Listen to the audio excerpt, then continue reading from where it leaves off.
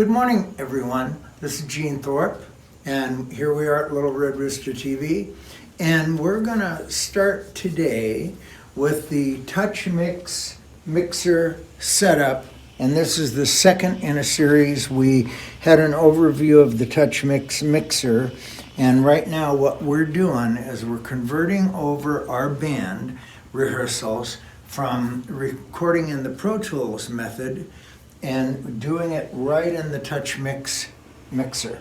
So this is a QSC 16 channel, really it goes up to 21 inputs mixer that just has everything that a musician needs to be able to be functional out in the field, all the effects you need, compression, noise gates, tons of equalization, tons of different types of effects, echoes, and reverbs and different things like that. And what we're doing is employing it here in our rehearsal studio so that when we rehearse, we're going to start recording the basic music tracks. And so what you would do then, and I'm just going to kind of talk through how this mixer is set up. We have 4 people in our band that sing. So Skip Cron is number 1 input for voice. 2 is me. And 3 would be Jim Gallegos, 4 would be John Patton. Then we go over to the instruments. So we have the keyboards, the guitar, the bass, the kick drum, and then 2 overheads. So I'm going to take us over to the drum set and look that, you know, we have a microphone, a Shure microphone for the bass drum, and these are also Shure microphones, condenser microphones for the overheads. They pick up the cymbals and actually the snare and all of that type of thing. So what we're doing now that we're set up at this point, we're going in and see this unit is actually a recording studio. So if you're looking at this mixer right here, when I have that pressed, you'll see the light illuminate a little bit more, and we're into the actual mixer component.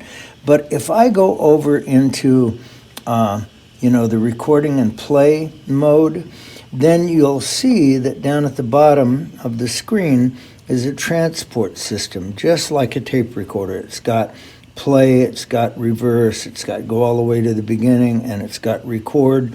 And then you can actually mute them, but you can still be recording with them and all of these different things. And so once you get like for example, if we were to play and not sing, and we got the instruments in here, then we would be able to stand around, and I'm going to show you the kind of microphones that we might use. We might use these types of condenser microphones and stand around and rehearse singing. And a lot of times when you do that, it's really good if you can see each other and get eye contact and all of that type of thing, breathe correctly at the same time and all of that.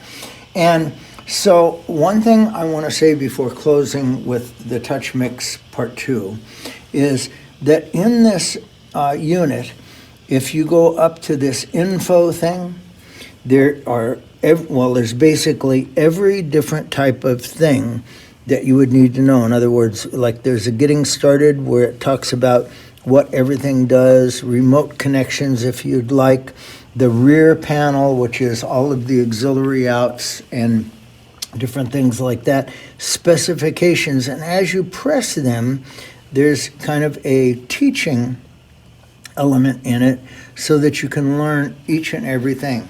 So we're going to be recording, and as we do, I'm going to try to filter out the most important things to get you started, and I definitely recommend one of these, and I'll tell you why that is.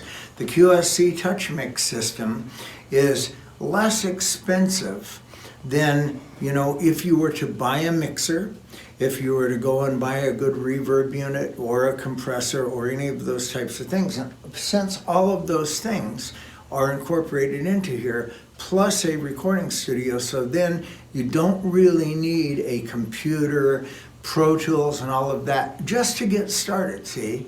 because once you have recorded with one of these, you can dump it into any of your favorite DAWs, into Pro Tools or almost any of the, any of them, and then mix to your heart's content. So this is Gene Thorpe with part 2 of the QSC TouchMix-16.